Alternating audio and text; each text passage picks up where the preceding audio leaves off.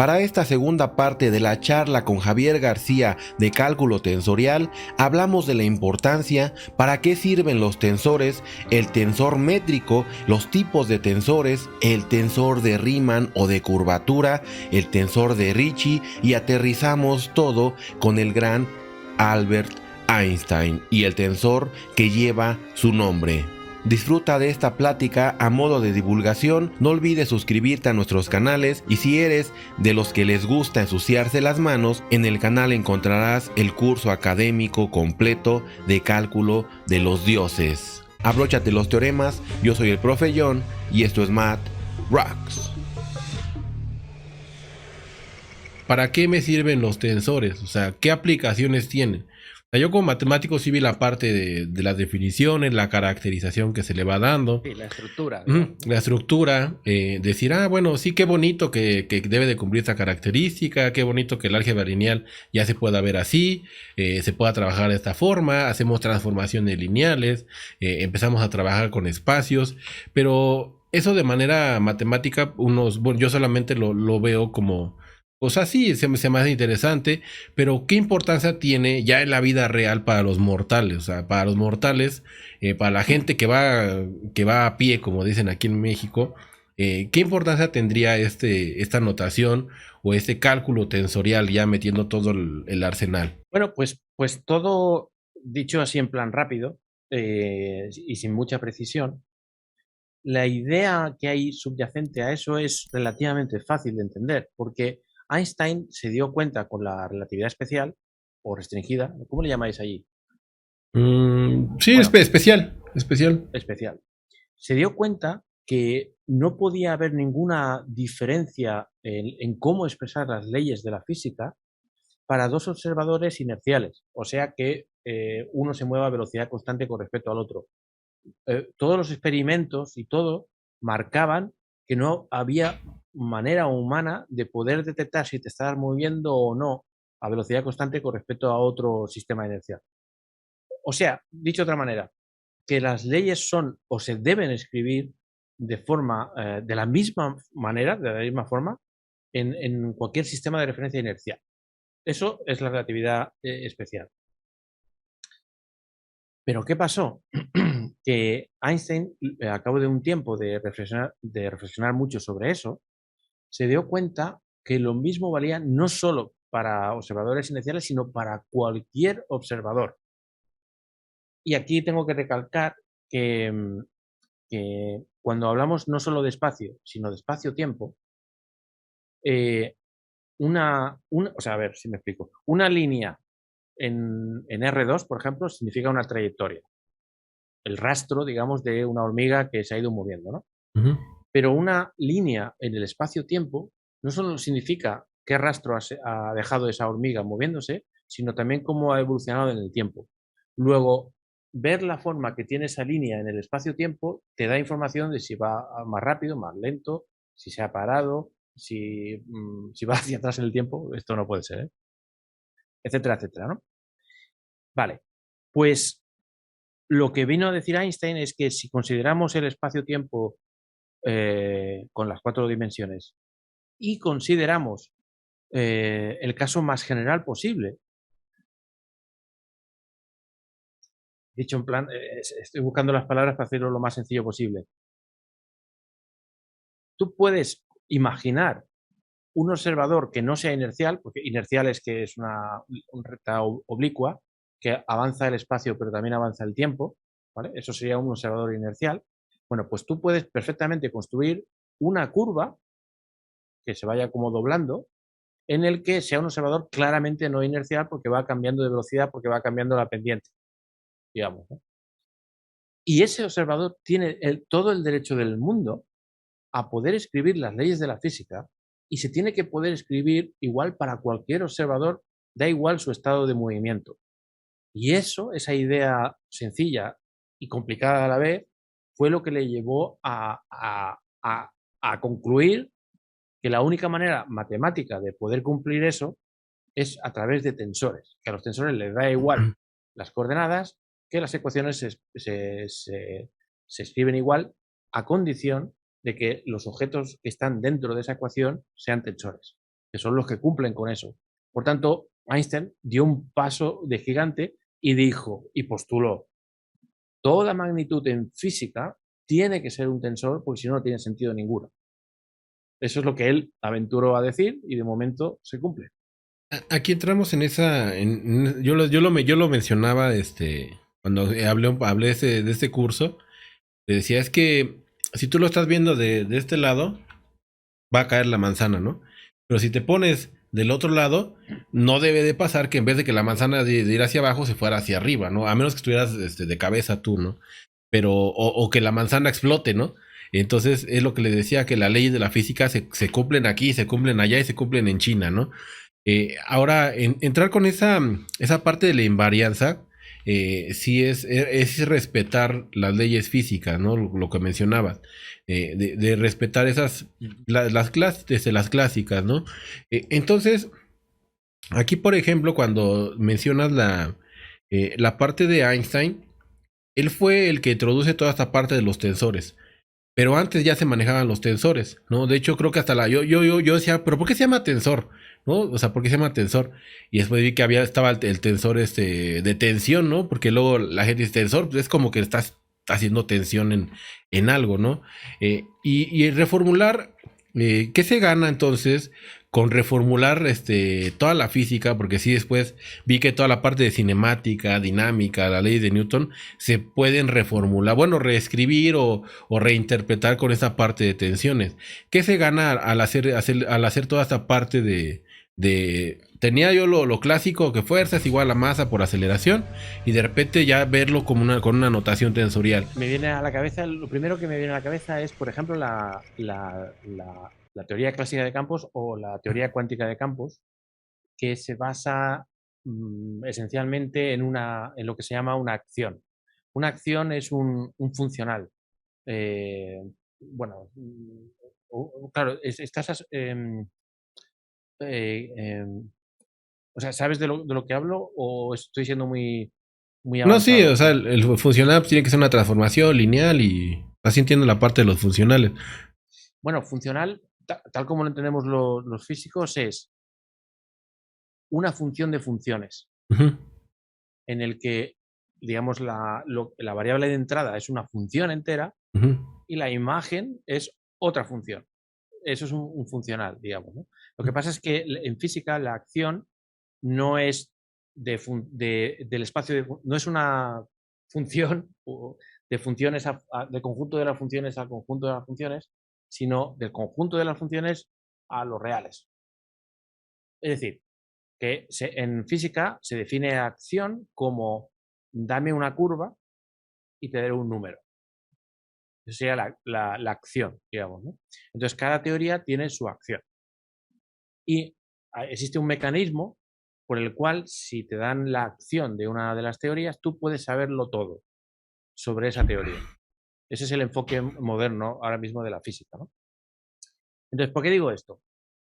Porque si tú deseas que esa teoría sea, se puedan escribir las leyes para cualquier sistema de referencia inercial, entonces lo único que tienes que hacer es asegurarte que esa acción sea invariante bajo transformaciones de Lorentz, que se llaman, que es ujú, cuando cambias de un sistema de referencia a otro. sí. Y entonces sabes que todo lo que saques, todos los teoremas, todas las consecuencias que saques de esa teoría tendrá esa simetría, esa invariancia. Y por el único hecho de ser tensores. O sea, que esto es, no sé si estoy siendo lo suficientemente claro, que esto es la leche. Mm, a ver, tendría que buscar otro ejemplo más. Por ejemplo, la segunda ley de Newton. La segunda ley de Newton es, es tensorial o tiene carácter tensorial en el sentido de que es invariante bajo rotaciones. Dicho de otra manera, puedes escribir la segunda ley de Newton, F igual a masa por F igual a m por a, en cualquier sistema de referencia, ya sea entre comillas normal o cualquier sistema de referencia que esté rotado con respecto al origen, que puedes seguir escribiendo esa ley y es correcta, digamos, ¿no? Entonces, digamos que entonces toda la física de Newton se puede escribir con tensores que cambien como tienen que cambiar cuando hay una rotación, por ejemplo, o una traslación. Vale, pues vuelve a hacer la pregunta otra vez, a ver si conecto de una forma más sencilla. O sea, era ¿qué ganamos con una notación tensorial? Aplicar esa notación tensorial o aplicar el cálculo tensorial a las teorías que ya estaban establecidas. Vale. Bueno, la notación sería, bueno, pues una forma más o menos fácil de calcular cosas, pero entiendo que tu pregunta más bien va por qué ventaja tiene que Ujú. una teoría esté formada por tensores de no ser De por no tensores, hacerlo. digamos. Ajá, sí. Bueno, pues la que no está definida a través de tensores solo vale para un sistema de referencia o unas coordenadas muy concretas, y en cuanto el señor está girado, las ecuaciones tienen que ser otras o las leyes otras. Y si lo piensas bien, no tiene demasiado sentido, ¿no? No estoy diciendo cómo se ve, sino las leyes que describen el asunto. Las leyes. Porque claramente si un señor está así y ve una cosa recta, pues si está así, pues la verá recta, pero parecerá como vertical. Eso tiene que ser así. Pero no me refiero a eso. Me refiero a las leyes que gobiernan el movimiento de las cosas. Lo que está arriba Ujú. de todo. Sí. Las leyes. Y las reglas del juego, ¿no? Exacto. Yo lo veía, por ejemplo, haciendo aterrizándolo a las personas. Por ejemplo, los celulares, el USB tipo C. Porque antes de eso había un montón de cargadores. Que Sony tenía uno, Samsung tenía otro. iPhone sigue todavía de rebelde, que ya en algún momento yo creo que lo van a unificar.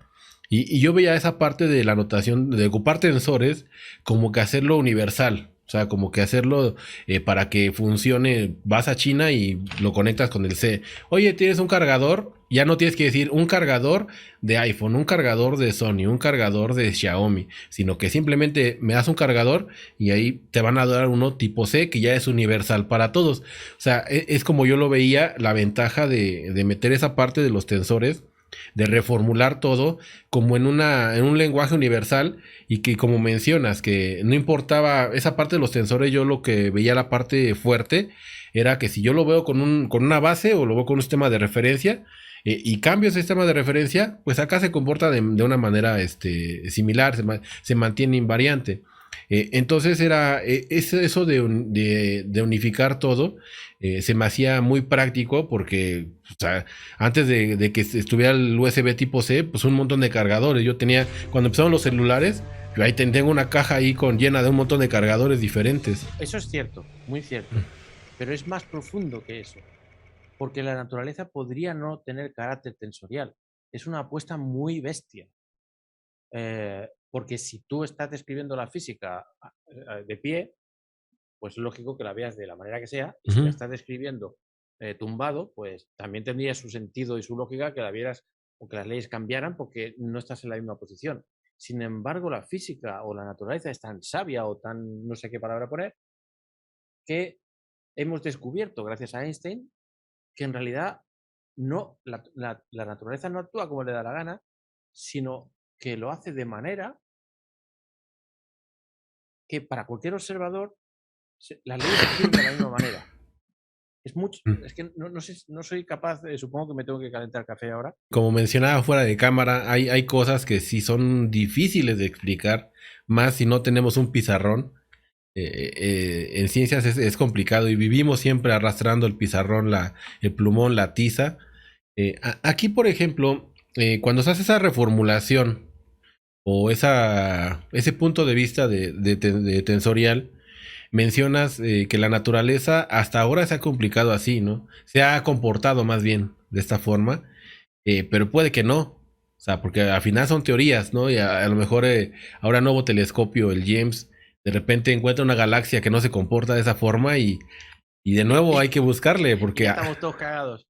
entonces decir, oye, esta galaxia no se comporta, no tiene un carácter tensorial. Eso es por eso se llaman teorías, ¿no? Si no, ya fueran leyes. Y en algún momento puede reformularse o llega otra persona y amplía, ¿no? Las teorías que hizo Einstein. Aquí, por ejemplo, cuando te metes en todo esto de los tensores, sea, hay diferentes tipos de tensores. Yo, de hecho, el primero que abordé en el curso fue el tensor métrico. Y sí, o sea, el tensor métrico que empieza a cambiar la Yo estoy curvatura. enamorado del tensor métrico. Y se me hacía la G, ¿no? El tensor ese G. Y por ejemplo, cuando empiezas a trabajar sobre el tensor métrico, como físico, ¿cuál es tu punto de vista sobre ese tensor? ¿Qué es que estás enamorado de él? Pero antes déjame decirte otra cosa que mientras ibas hablando estaba acordándome de eso que decías hace un momento de que la naturaleza parece comportarse de forma tensorial, ¿no? Ujú. ¿Y qué pasaría si apuntamos con el telescopio a un sitio? Ahí no hay ni tensores ni tensoras. Sí, sí. Tensor. Ajá. Ese día será un día muy feliz para la comunidad de físicos porque ya tendrán algo para entretenerse, ¿no? Pero bueno, de momento no ha pasado, ¿no? Esperemos. Pero bueno, el caso es que me he acordado que fíjate, sin entrar en detalle, solo lo menciono, fíjate tú si el carácter tensorial está tan arraigado en la física teórica que incluso las teorías Gauge, hay una rama, digamos, de la teoría cuántica de campos que se llama teorías Gauge. Que no voy a entrar en detalles de lo que eso, porque entonces ya, ya me echas de aquí. Pero simplemente decirte una cosa que es absolutamente fascinante, que es que, bueno, lo digo sin entenderse, da igual, que para las personas que estén escuchando y sepan de lo que estoy hablando, pues a lo mejor no sabían lo que voy a decir, ¿no? O a lo mejor sí, no lo sé. El caso es que hay unas teorías de campos cuyos campos son complejos, números complejos, y por tanto no son medibles para nada. Y entonces las componentes de ese campo, en vez de ser un número real, un campo como una función, eh, o sea, como un campo escalar, ¿vale? De cálculo, ¿vale? Ujú. Bueno, solo que en vez de ir a los reales, va a los complejos, y no solo eso, sino que además, en el caso de la teoría de Dirac, va a C4, o sea, Ah, 4 números complejos, sí, sí, sí. no medibles ni observables, ¿vale? Por tanto, eso define el sitio donde vive esta gente, estos campos, que es en C4, en los números complejos, eh, pero en 4 dimensiones, ¿no? Y por tanto, de alguna manera, hay como un mundo que los físicos le suelen llamar espacio interno del campo, que insisto, no es medible y no existe, y ahí puedes definir una base, y si impones que la teoría sea invariante bajo cualquier transformación de cambio de base en ese mundo que no existe, que es el espacio interno, entonces inexorablemente eso te constriñe la forma en la que tiene que ser el lagrangiano de la teoría, o la acción de la teoría, o la ley las leyes de la teoría, para entendernos. Y lo más fuerte es que uno, por consistencia matemática, impone eso y resulta que la naturaleza se comporta así con una precisión altísima porque se ha medido. O sea que el carácter tensorial está metido en la naturaleza y creo que no creo que estemos tan equivocados porque ya se habría visto en algún sitio. Que a lo mejor son hasta inconcebibles, porque por ejemplo dices tú C4, ¿no? O sea, C4 pues sí lo entiendo, ¿no? Sus entradas son números complejos de la forma A más I más BI, pero por ejemplo el número I en la naturaleza, pues qué demonios tiene que ver ahí, ¿no? O sea, entra esa aplicación matemática, me imagino que en el campo de los números complejos, y C4 también es un campo, esas aplicaciones que se observan también podríamos decir eso de que la realidad supera la ficción, ¿no? Es algo complicadas teorías. Y ahora regresando un poco a lo de los tensores y el tensor métrico, Eso, eh, sí, pero eso. ¿por qué ese amor hacia ese tensor? Yo sí lo vi, entendí que era cómo te va curvando el espacio, cómo se va transformando, es invariante. Y muy bonita la definición del tensor métrico.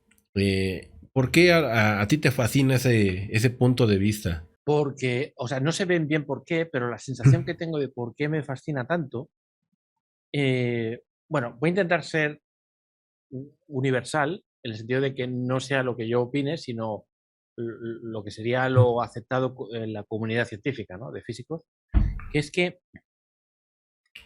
lo que creo que hace extremadamente bello importante y todas las palabras bonitas que queramos ponerle, es que el tensor métrico es la incógnita de las ecuaciones de Einstein. Así como en x más 1 igual a 2, la incógnita es la x, pues lo que tenemos que encontrar, lo que es desconocido y que las ecuaciones de Einstein, al solucionarlas, encontramos, es el tensor métrico. Y diréis, vale, eso a nivel matemático, pero a nivel físico, ¿qué significa? Pues las ecuaciones de Einstein lo que le estás diciendo es, oye, si yo pongo tal contenido de materia, un planeta o luz o un gas o lo que sea, lo pongo en las ecuaciones, la pregunta es, ¿qué métrica es la que satisface las ecuaciones de Einstein? Bueno, pues la métrica que encuentras es la manera de medir las distancias en nuestro universo de tal forma que sea compatible con esa materia que le hemos puesto y las ecuaciones de Einstein. O sea, no sé si con esto queda claro. Sí, sí, sí. Y en esa parte no profundicé, simplemente porque no llegué a teoría de la relatividad, o a meterme con Einstein. Te matan.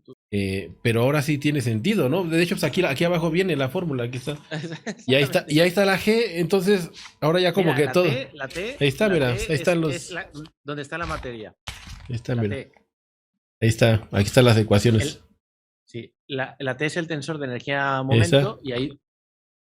Ya está. Esa es la parte de la métrica G y la T es la parte de la materia, la energía que quieras ponerle en el universo. Por ejemplo, si quieres un universo vacío, entonces la T que sea cero, donde no haya masa. Y ahora sí, sí tiene más sentido porque cuando empecé con el curso, bueno, se puede decir que el curso de cálculo tensorial es previo a la relatividad. No me metí en relatividad, pero sí se me hizo raro que le dieran tanta importancia al tensor métrico, porque sí, de hecho en el canal le dediqué varios videos a esto, definirlo, la caracterización, y entonces ahora ya hace sentido que sea el elemento que se busca en las ecuaciones. Y sí, porque sí yo veía la G, pero no sabía qué significaban las ecuaciones de Einstein. Entonces ahora sí hace más sentido. O sea, entender buscar esa curvatura, ¿no? Más bien, no la curvatura, sino la métrica, la forma de medir, ¿no? Que es importante en la teoría. O sea, saber cómo vas a estar midiendo distancias. O sea, yo le decía, es que es la misma idea. O sea, agarramos una hoja y ponemos 2 puntos, ¿cómo lo mido? Con una regla. Pero si esos 2 puntos los pongo en una pelota, ¿cómo le haces con la regla? No te funciona, queda tangente. Entonces necesitas una regla curva, ¿no? Y es lo que yo les decía, pues ese es el tensor métrico, que de alguna forma sea invariante la forma en la que mides distancias, ¿no? Que si aquí mides 5, hay una forma de regresarlo y también por acá tenga la misma distancia. Y ahí sí, yo lo había entendido así, pero no sabía que se ocupaban en esas ecuaciones de Einstein. Una de las cosas que cuesta, creo yo, o al menos que me costó más a mí entender, es que cuando tienes una variedad, esto es un conjunto, dicho así en plan rápido, un conjunto de puntos, de infinitos puntos, de alguna forma suave, que habría que definir bien y no me veo con el alma y el corazón ahora para hacerlo, ¿no? Pero digamos una sábana de puntos, para entenderlo, ¿no? Sí. Vale, eso es la variedad, muy bien. Y ahí puedes definir cositas, tensores, lo que sea. Pero, pues, una manera de señalar un punto de la sábana es poner un cartel que ponga 8. Y en otro punto, pues otro cartel que ponga 10. Y si eso es de alguna manera algo que tiene que ver con el espacio, pues uno puede decir, entonces la distancia que hay entre esos 2 puntos es 10 menos 8, 2. Pues la respuesta claramente es no. El ente o el objeto matemático o la capa de pintura que hay que meterle a esa variedad para que sea una variedad métrica es definir un tensor métrico a lo largo de esa sábana, y ese tensor métrico básicamente, entre otras cosas, lo que hace es dame 2 puntos cualesquiera de esa variedad y yo te devolveré un número que es la distancia entre esos 2 puntos. Pero cuidado, la distancia, pero a ver, la distancia depende de por dónde te estés moviendo. Entonces, uno puede decir, no, pero yo quiero unir esos 2 puntos por la por la curva que minimice la Sí, distancia. la mínima distancia. Una geodésica, ¿no? O sea, digamos, la métrica es la reina, la que te dice todo lo que tenga que ver con distancias. Y uno puede decir, oye, ¿yo puedo inventarme la métrica? Sí. Lo que pasa es que si te inventas la métrica, entonces en las ecuaciones de Einstein lo que queda como incógnita es la T, lo de la parte derecha de la ecuación, que representa qué materia tienes que poner y de qué manera distribuida para que el espacio se curve de esa manera, de forma que la distancia sea la que tú te has inventado. Es otra manera de utilizar las ecuaciones de Einstein. Sí, y darle su caracterización de... Es que a mí se me pareció muy interesante la parte del tensor métrico, porque generaliza la idea de medir, ¿no? O sea, ese es lo bonito de que dices, a ver, la distancia de mí hacia mí debe de ser 0, ¿no? O sea, y sí, o sea, cuando los griegos medían, cuando empezaron a medir con las manos, con los pies, con varas, con esas unidades, la distancia de un punto al mismo punto debe de ser 0. Y esa idea la trasladamos a la parte del tensor métrico, ¿no? La distancia de X a Y debe ser la misma que de Y a X. O sea, lo que mide de aquí hasta allá es lo mismo de allá hasta acá. Entonces, y eso también lo trasladamos a la métrica. También metiendo la desigualdad triangular, que después dicen, vamos a quitarla y decimos las semimétricas, ¿no? Entonces, también nos metemos en en esa generalización de ideas que vienen desde muchos años. O sea, también que la distancia siempre sea mayor o igual a 0, no podemos tener distancias negativas, ¿no? Entonces, esa métrica, por ejemplo, dices que retoma esa importancia en las ecuaciones de Einstein. Y además de ese tensor métrico, ¿qué otro tipo de tensores has ocupado? O sea, como físico, ¿qué otro tipo de tensores has ocupado? Ya sé que está el de Ricci, el de Riemann, el mismo de Einstein. ¿Qué otro tipo de tensores has ocupado en tu vida, tanto académica o de investigación o por mero hobby? Bueno, antes un matiz y una cosa curiosa. Si estamos hablando solo de espacio, una teoría en la que solo se ocupe de espacio, no de tiempo, entonces efectivamente es lo que tú dices, las distancias tienen que ser positivas o 0, etcétera, ¿no? Pero cuando introducimos el tiempo y introducimos también el concepto de que existe alguien que va a la velocidad de la luz, ¿no? O sea, la luz, ¿no? La luz o quien sea que vaya a la velocidad de la luz, que en este caso de momento solo se sabe que es la luz la única que va a la velocidad de la luz. Y si eso queremos que sea constante o universal, entonces tiene una implicación muy bestia en la métrica, que significa que ya no está definida positiva, sino que podría dar negativo. La razón de por qué es eso no la encuentro simple, al menos en este momento, y no puedo decir por qué sin entrar en cálculos y tal, ¿no?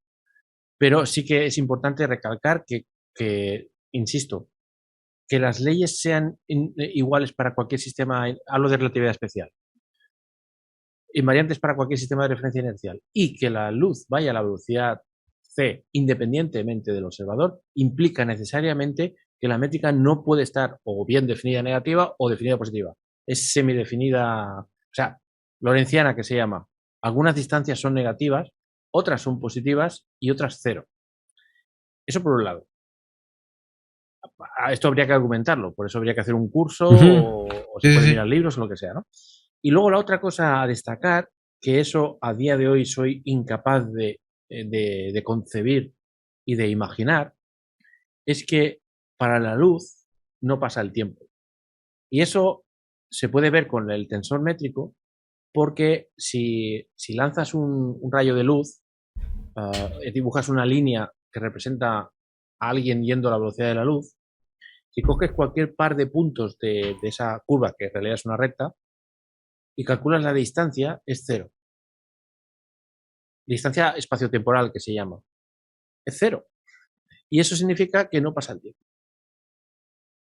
Y entonces, pues, para nosotros sí que pasa el tiempo, pero para un fotón, si pudiera ser consciente de la luz, si pudiera ser consciente del tiempo que pasa, le parecería que no pasa el tiempo.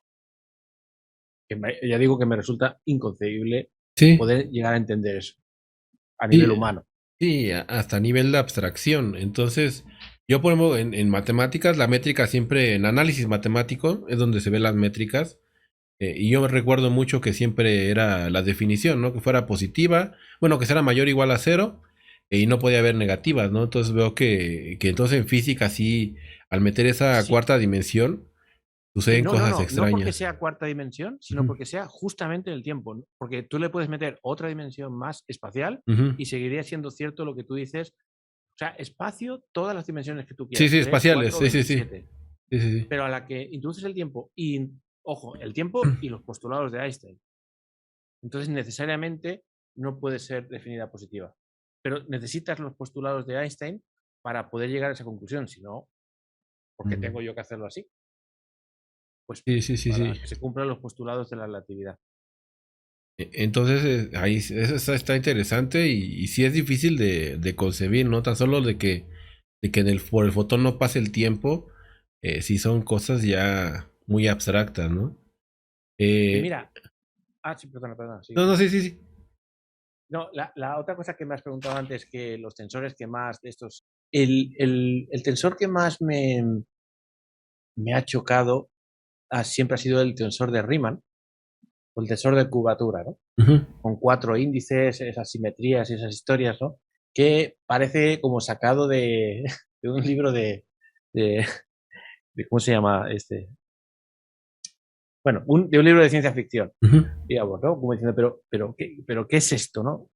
Bueno, pues resulta que cuando lo ves en la carrera de nuevo, se define el tensor de Riemann como con tales propiedades y tal, y Ujú. no sé cuánto, ¿no? Vale, pero luego cuando se profundiza es cuando llega la belleza. Y te hago un resumen en 2 o 3 frases de lo que significa el tensor de Riemann. Y déjame pensarlo bien para no extenderme. A ver, vale. Tienes la sábana, que representa el espacio-tiempo, o da igual, o el espacio o el espacio-tiempo, da igual. Ujú. Una variedad. Te fijas en un punto en concreto y miras un posible vector tangente a un vectorcito tangente a la sábana. Entonces, haces una vuelta, la forma que quieras, no tiene que ser una circunferencia, la vuelta que tú quieras, y intentas mantener paralelo asimismo el vector en cada movimiento que haces para hacer la curva, intentas mantenerlo lo más paralelo posible, ¿vale? Y entonces cuando llegas al mismo sitio del cual has partido, si el vector es el mismo, pues entonces podría ser que el espacio fuera plano. Podría ser que sí, podría ser que no. Pero si resulta que el vector final, después de dar la vuelta, Ujú. no coincide con el anterior, entonces el espacio o espacio-tiempo seguro que no es plano. Entonces, cuando haces eso, pero no cogiendo cualquier trayectoria, sino cogiendo una trayectoria infinitesimal, los coeficientes que salen para determinar o caracterizar esa situación que te digo son precisamente el tensor de Riemann. Y los índices, de alguna manera, lo que te están diciendo es cómo estás haciendo el cuadradito bueno, lo dejo ahí. Como si quieres que aclare algo más, lo aclaro, pero esa es la idea. Tensor de Riemann te dice cómo cambia el vector después de dar un cuadradito infinitesimal, digamos, de rodeo en torno a un punto. Y te dice cómo cambia el vector cuando lo has trasladado paralelamente. A ver si lo entendí más o menos. Y bueno, es que sí, cuando trabajé, cuando vi lo del tensor de Riemann, pues, vi la definición, todos esos índices que tiene, sus propiedades. Pero por ejemplo, lo veo así, en la parte de albañilería, la gente que se dedica a la construcción, para ver que un muro está plano y está derechito, dejan caer un plomo, le llaman plomo, es como un objeto pesado, y si cuando va cayendo y si pega en algún lado de la pared, es que está chueca. No sé si sea la misma idea del tensor de Riemann. O sea, un objeto, una forma de saber si está de plano la pared o si tiene alguna protuberancia.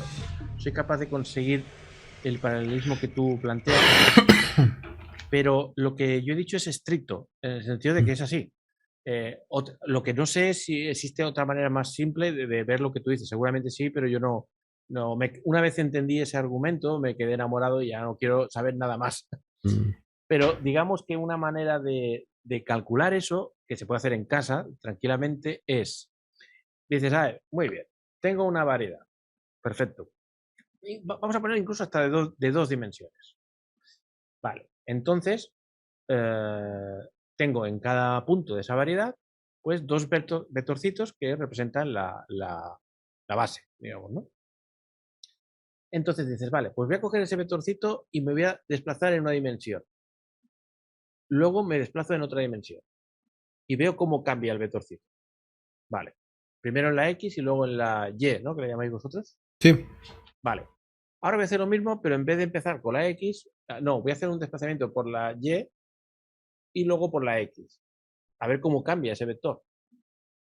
Si resulta que no da lo mismo, entonces va a dar, pues, porque se resta, ¿no? Pongamos que restamos lo obtenido por un lado y por el otro, y resta de vectores tiene que dar un vector.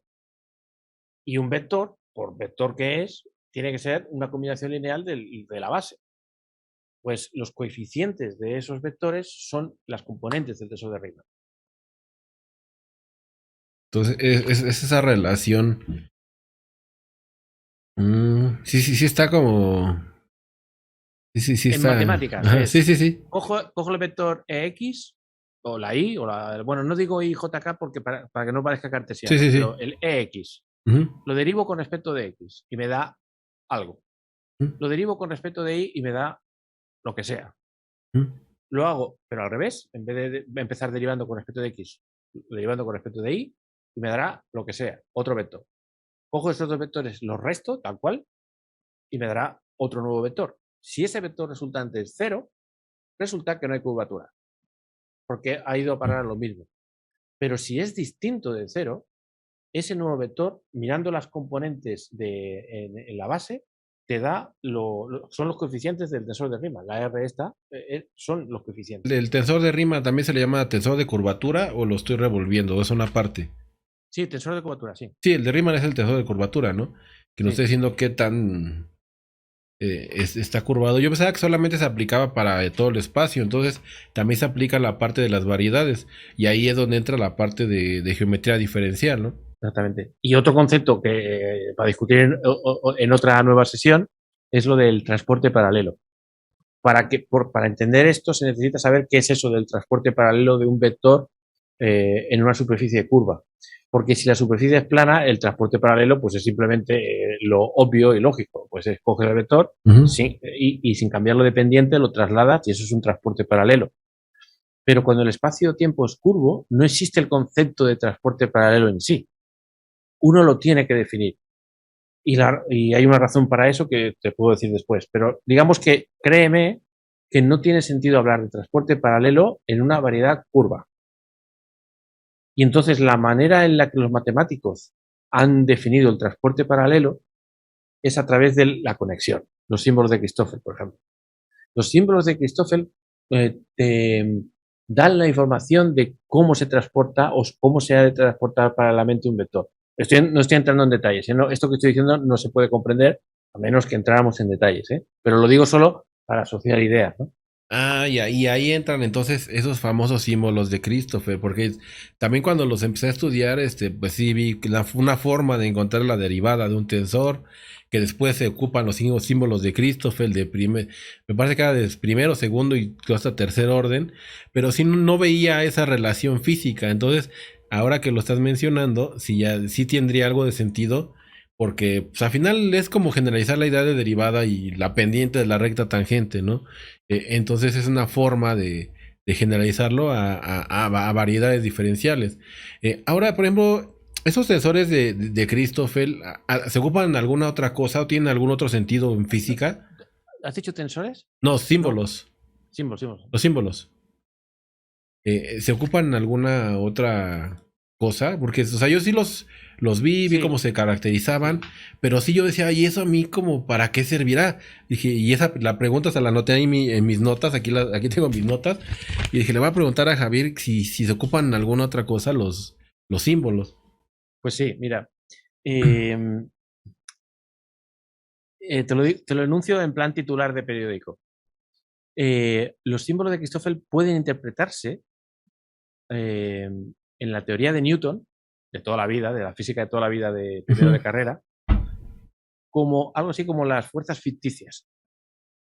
O sea, si quieres trabajar en sistemas no inerciales, por ejemplo, dando vueltas, eso es un movimiento que no es inercial, porque va cambiando de la velocidad y por tanto está acelerado. Un sistema no inercial es aquel que se acelera, que cambia de velocidad, ya sea lo grande que es el vector velocidad o su dirección, ¿no? Bueno, pues si quieres trabajar en sistemas no inerciales y lo haces a partir de tensores, aparecen los símbolos de Christoffel y son precisamente, o se pueden identificar como las fuerzas ficticias. Esto, para los que hacen física y tal, ingeniería o física, ya saben a lo que me estoy refiriendo. Pero luego, la sorpresa vino el día que descubrí que, a ver si lo digo bien. Bueno, déjame aclarar otra cosa antes. O sea, frase. Lo digo para dejar claro para que los espectadores que estén escuchando que este vídeo les pueda servir y que no digamos cosas que que sean precisas, ¿no? Cuando uno habla de conexión, lo que está hablando es cómo definir el transporte paralelo en una superficie. Y tú puedes definirlo como te dé la gana. Pero resulta que en física solo hay una manera aceptable de definir la conexión o el transporte paralelo, que es lo que se llama la conexión métrica, que son los símbolos de Christoffel. Y tiene que cumplir una peculiaridad que no me voy a extender, ¿vale? Por tanto, la diferencia entre una conexión, o sea, cómo trasladar paralelamente un vector que uno puede definir como quiera, más o menos, pues en física no. Viene predeterminada por una condición, que da igual ahora, ¿cuál es? Bueno, sí, que la derivada covariante de la métrica sea cero. Bueno, una forma, de manera que entonces la conexión ya no es cualquiera, sino que está predeterminada. ¿Vale? Eso es el apunte que quería hacer. Bueno, pues resulta que en el electromagnetismo aparecen una especie de símbolos de Christoffel, que no son símbolos de Christoffel, pero bueno, casi, que resultan ser unos objetos que se llama el potencial eléctrico, del cual se calcula el campo eléctrico y el campo magnético. Dicho de otra manera, el campo eléctrico y el campo magnético que se pueden medir por parte de un ingeniero todos los días en el laboratorio, se calculan a partir de algo que se llama el potencial vector, que es la conexión, o los símbolos de Christoffel, para entenderlo. Aunque no son estrictamente símbolos de Christoffel, pero casi. Eso es otra utilidad inimaginable hace unas cuantas décadas. Estoy dando un poco, Sí, digamos, sí, las sí. dos... Sí, dos puntos de vista distintos. Y es que se me hicieron muy abstractos esos símbolos de Christoffel, la forma en que se definía, cómo ir derivando, luego un montón de términos que salen al aplicarlos, y después cómo se aplica la derivada covariante, y sí se me hacían muy, como que no les veía un sentido, ¿no? Ahora que lo mencionas con eso del transporte de los vectores paralelos, sí, se hace un poco más de sentido, y no me imaginaba que tenían tanta importancia en teorías como la electromagnética, por lo mismo de que solamente como matemático, pues ves la fórmula y sí medio la entiendes, ¿no? Pero dices, ¿y eso como que para qué servirá, no? ¿Qué utilidad tiene? Hay una fórmula muy rápida de decir que puede servir también a tus oyentes, ¿no? Que es que una manera que es estricta y o sea, que realmente se pueden calcular así es, los símbolos de Christoffel digo, es, coge un vector cualquiera de la base, ahí lo tienes, vale. Calcula la derivada parcial con respecto de X o de Y o de Z, ¿no? Vale, de ese vector. La derivada de un vector va a dar otro vector. Pues los coeficientes de ese nuevo vector que da son los símbolos de Christoffel. Pues una vez visto eso, ya ves claramente lo que son los símbolos de Christoffel. Son el cómo cambia el vector cuando nos trasladamos por el espacio. El ritmo en el que cambian lo da el símbolo de Christoffel. Entonces, por ejemplo, ¿por qué los símbolos de Christoffel en las coordenadas cartesianas son cero? Porque el vector i o el j o el k da igual o sea, si es así, por ejemplo, cuando lo trasladamos por el eje X sigue siendo igual, es el mismo vector, no ha hecho así. Sí, sí, sí. Por tanto, al derivarlo, o sea, ver cómo cambia cuando trasladamos por el eje X, da 0, por tanto, los símbolos de Christoffel son 0 en coordenadas cartesianas. Pero en coordenadas polares, por ejemplo, pues el vector, por ejemplo, el E teta, pues o sea, si este es el origen de coordenadas, ¿no? Y este es el vector E teta, pues a lo mejor es así aquí, pero es así aquí y es así aquí. Por tanto, fíjate que va cambiando. Por tanto, cuando deriváramos ese vector a lo largo de esa trayectoria, iría cambiando y precisamente esos son los símbolos de Christoffel, los coeficientes del vector resultante en la base polar. Bueno, la idea es esa. Sí, sí, ¿Cómo sí. cambia? Te dice la información de cómo cambian los vectores cuando nos movemos por aquí o por allá. Son los símbolos de Christoffel. Ya son los símbolos de Christoffel. Sí, porque se me hacían muy abstractos y ya definirlos en cálculo tensorial. Sí, involucraba muchas derivadas parciales, pero no entendía esa parte de la representación física. Entonces ahora como lo mencionas, sí, esos coeficientes que van apareciendo ahí. Y sí, también decía, pues, en el plano cartesiano da 0, ¿no? Y no entendía por qué. Decía, sí, o sea, sí lo aplicas la fórmula y sí da 0. Pero decía, pero ¿qué significa eso, no? Y ahora que lo mencionas de que no va cambiando, sí hace más sentido, ¿no? Claro. Y ya para ir cerrando esta charla, para que no se extienda mucho, que hablar de tensores podríamos estar hablando horas y horas, ¿no? Para cerrar un poco con el tensor de Ricci y el de Einstein, ¿alguna vez los has trabajado? ¿Qué implicaciones tiene? O de algún tensor en general que diga, ¿sabes qué? El tensor de Juan Pérez y nunca supe, nunca le entendí qué demonios significaba, ¿no? Bueno, claro, yo no soy un experto en relatividad general. Sí, sí, sí. Y por tanto, seguro que viene aquí cualquier experto y me da 2 guantazos. ¿Le dice así también guantazo ahí en... Sí, sí, sí. ¿Cómo se dice? Una ¿Cómo se dice? cachetada, una cachetada. Cachetada. O un zape. Pero digamos, empiezo por lo fácil. El tensor de Einstein simplemente es la parte izquierda de la ecuación de Einstein, pues a todo eso se le llama tensor de Einstein porque queda bonito, pero en realidad es la parte izquierda de las ecuaciones de Einstein. ¿Vale? Bueno, de izquierda, la que tiene que ver con la G, para entenderlo, ¿no? Y luego el tensor de Ricci es lo que se llama una contracción del tensor de Riemann, que es básicamente el tensor de curvatura, que básicamente es como unas sumas inteligentes, digamos, de ciertos componentes del tensor de curvatura. La manera en la que está construido el tensor de Ricci no es caprichosa, sino que hay una razón que ahora mismo desconozco. No llegué a profundizar sobre eso cuando estudié relatividad general, pero lo que sí te puedo decir es que la importancia del tensor de Ricci es que si es 0, o en los sitios donde sea 0, significa que no hay materia en esos sitios. Entonces, una métrica que al calcular el tensor de Ricci de 0, por ejemplo, 0 siempre, significa que estás trabajando con un universo en donde no hay materia. Que no hay materia, o sea, un universo vacío. Eso es. Eso es.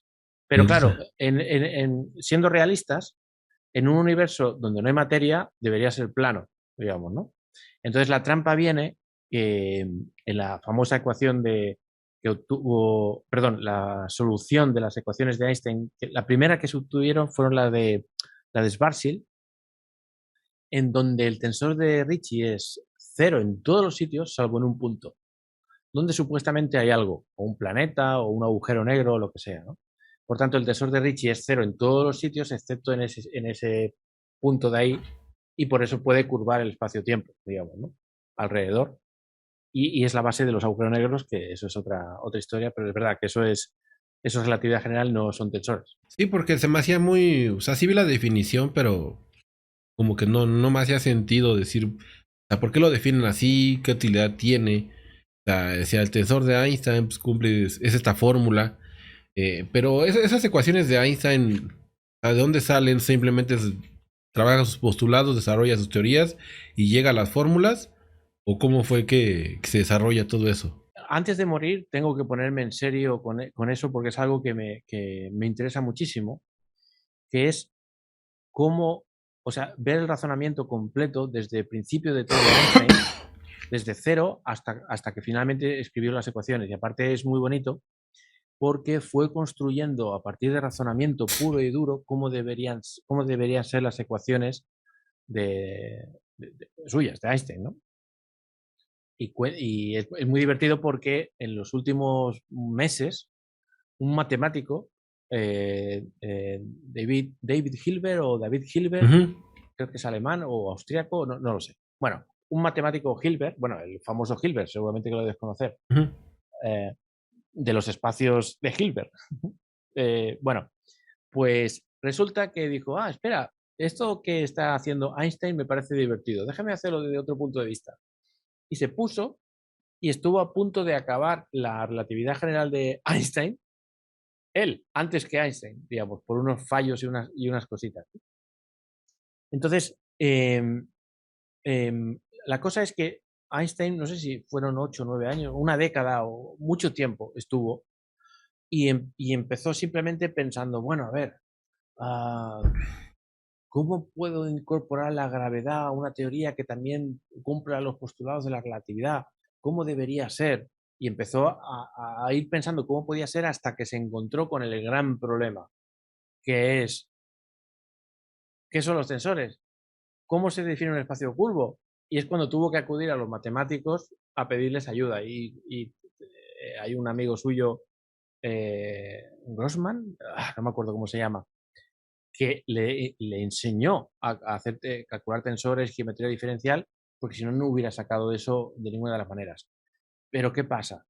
Que estaba el matemático, pero luego estaba él con una creatividad y una constancia, bueno, una fuerza, una voluntad que fue avanzando poquito a poquito, pero duró 10 años de una mente privilegiada, 10 años luchando todos los días. Se ve que acabó exhausto. Entonces, no sé los detalles, seguro que hay algún libro que lo explica paso por paso, pero ahora mismo no sabría decir cuál. Einstein decía que hubiera acabado antes si hubiera conocido matemáticas a fondo, ¿no? Y sí, cuando empecé con el curso de cálculo tensorial me di cuenta que sí va muy de la mano con geometría riemanniana. Ya ni siquiera llamarle diferencial, es la geometría riemanniana. Y son temas punzantes, obviamente de George Riemann. Y sí es historia de que Hilbert casi le ganaba la teoría. Y frases que quedaron inmortalizadas, ¿no? Que Einstein decía, es que cuando los matemáticos le metieron mano a mi teoría, ya ni yo la entiendo, ¿no? ¿Quién sabe qué tanto le hicieron a mi teoría? Llegar a reestructurarla, escribirla ya matemáticamente y por supuesto, pues pensarla para espacios en general. O sea, porque meterse con cálculo tensorial desde el punto de vista matemático, yo lo que vi o lo poco que hice de cálculo tensorial, por lo regular era llevarlo a 3 dimensiones, a 4 con el tiempo, y las operaciones, y no las entendía, y hasta el final era multiplicación de matrices, y era muy sencillo. Pero cuando lo ves como matemático, está la notación y hay que ocupar transformaciones, cambios de bases, así de bases de un espacio n dimensional a 1m dimensional, y se complica demasiado, ¿no? Y luego después espacios con dimensión infinita, matrices así que tienen la traza y todo eso bien extraño. Y después, aterrizándolo, dije, pues es que no vivimos en espacios así. Los físicos tenemos 3 dimensiones, ¿no? Largo, alto, ancho, y métele el tiempo, y se convertía en multiplicación de matrices, ¿no?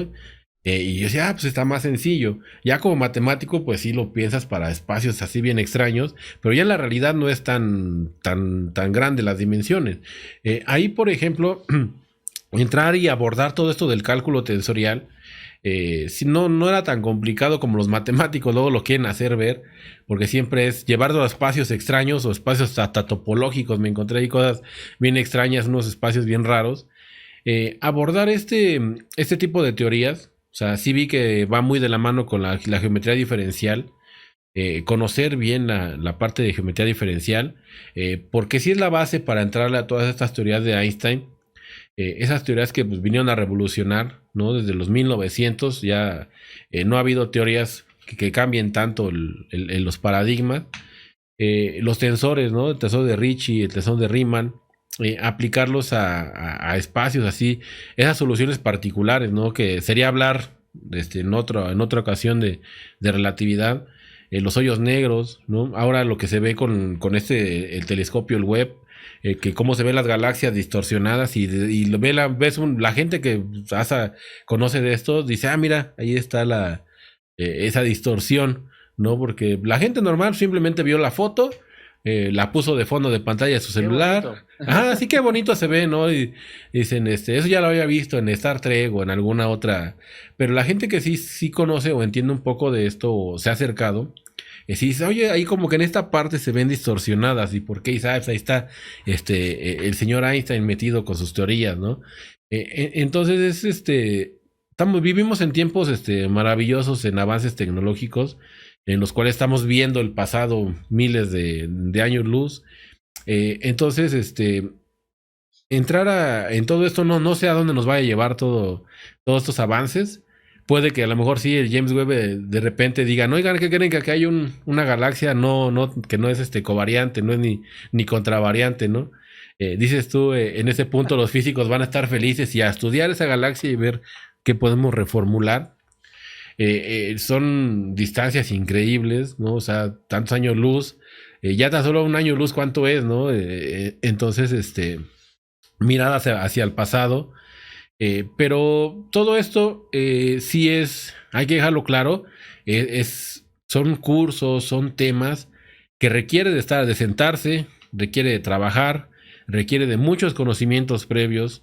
O sea, y siempre manejo esa parte de la divulgación y la parte fuerte, que la gente no crea que es así platicadito y bonito y como lo hacías con los dibujitos, sino que requiere trabajo fuerte, se requiere trabajarlo arduamente, sentarse, quebrarse la cabeza, arrancarse los pelos, los cabellos de que no entiende uno las cosas, maldecir, ¿no? A las personas haciendo todo esto, y es trabajo duro, ¿no? O sea, no es sencillo entrar a estos temas, no es sencillo ni siquiera divulgarlos, ¿no? Luego que estamos tratando de buscar las palabras y por más que le buscamos, ni modo, voy con la definición como es porque no encuentro una palabra para aterrizárselo a un niño, ¿no? A un anciano. Y retomando esto y para concluir, ¿qué bibliografía recomendarías para este tipo de gente que quiere adentrarse en serio? Bueno, yo siempre tengo el mismo problema con el tema de la bibliografía. Me pasa con todos los cursos, que es que normalmente siento la necesidad de hacer algún curso en mi canal precisamente porque bien, pero aquí no del todo, y aquel otro tiene aquello que está muy... Y entonces creo que es la razón básica de por qué hago eso, porque si hubiera encontrado un libro, que a lo mejor lo hay, en donde fuera nítido, a lo mejor no tendría esa sensación de hacer el curso, porque en realidad, por mucho que diga la gente, yo creo que eso responde a un anhelo por parte de nosotros, en este caso, de querer profundizar como queríamos haber hecho en la carrera, o por interés, o por curiosidad, o lo que sea, ¿no? Entonces, soy incapaz de eso. Lo que sí te puedo decir es que yo prefiero, a mi modo de ver, de estudiar, siempre ha sido con clases de otros profesores. Y hoy en día, como ya sabemos, en YouTube o en otros sitios parecidos a YouTube, pues puedes encontrar clases magistrales de profesores de los mejores de Stanford o del MIT, en donde tiene una profundidad que te ahorras 17 páginas de un libro con a lo mejor solo una frase del profesor, ¿no? Y entonces yo siempre que abarco alguna asignatura o lo que sea, siempre intento ver si existe alguna clase de algún profesor o profesora maravilloso, y entonces eso para mí es mejor, 1000 veces mejor que un libro, como introducción. O sea que no puedo decir libros ahora mismo. Aparte que tampoco es el tema en el que yo estoy metido últimamente. Últimamente estoy metido más en teoría cuántica de campos y tampoco sería capaz de decir un único libro, ¿no? Sí, hay una cosa que quería decir antes de todo esto, y es que fíjate si el carácter tensor, es que esto me produce mucha gracia y risa. Fíjate tú si los tensores están metidos en la naturaleza, que seguro que tus oyentes habrán escuchado en algún momento. Esto es una partícula escalar, esto es una partícula vectorial, esto es una partícula tensorial, esto es un espinor. Y esas clasificaciones de partículas cuánticas responden a qué tipo de tensor es el campo que describe esa teoría. O sea, fíjate tú, una partícula vectorial, ¿qué es eso de una partícula vectorial? Bueno, pues si el campo que se está describiendo ahí es un vector o no lo es, digamos, ¿no? Para que te hagas una idea de cuánto de importantes los tensores en la física teórica. Y en ingeniería creo que uno puede hacer muchas cosas muy buenas sin necesidad de saber lo que es un tensor. Es más puro placer intelectual y curiosidad que otra cosa. Pero para un físico teórico es el pan nuestro de cada día. Y para un matemático, pues no lo sé. La verdad es que no lo sé. Porque ya sabéis que a los matemáticos os gusta más centraros en la belleza de la estructura en sí, y casi es un insulto para algunos buscarle alguna aplicación a eso tan bello. No necesita ninguna aplicación para ser bello, ¿no? Sí, o sea, como que te mencionaba, pues veía la caracterización de los tensores y sí se me hacía curioso el entender por qué se hacía de esa forma, por qué se aborda o por qué se le da tanta importancia. Es que tú tienes un lado de físico por ahí. Sí, también escondido. cuando estudiaba la carrera me gustaba mucho leer la parte de la física. Me gustaba también, bueno, también en nivel preuniversitario, en bachillerato también doy física.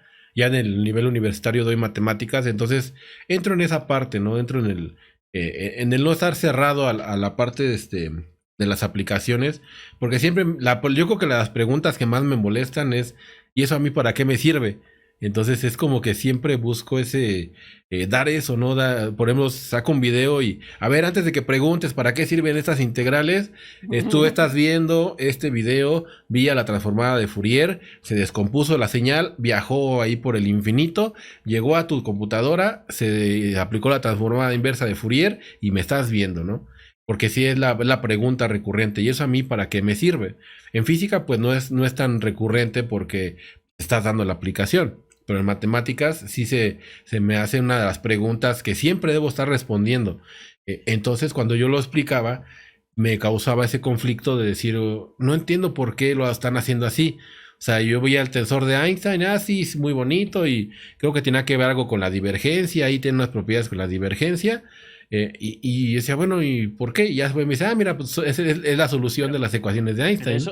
Eso te pasa seguramente porque tu alumnado no son matemáticos puros. Sí. Sino, porque yo creo que si dieras clase a matemáticos puros, ni siquiera, la mayoría seguramente, ni siquiera tendrían curiosidad de las aplicaciones, sino solo de la belleza, de las propiedades o de los teoremas o de lo que sea, ¿no? Y deseando demostrar la propiedad X, digamos, ¿no? Creo yo que te pasa por eso. Sí, supongo. sí, porque no doy clases de matemáticas puras, por esa parte de la aplicación.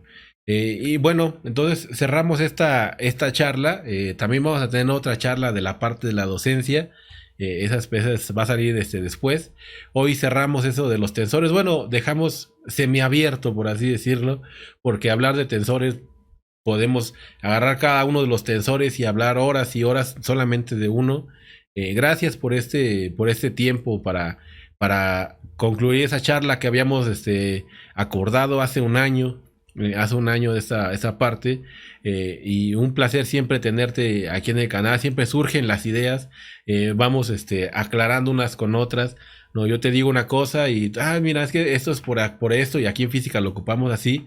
Y me es placentero verlo tú, como dices tú, de viva voz de una persona que conoce el tema. Y mencionaste algo muy, muy hermoso.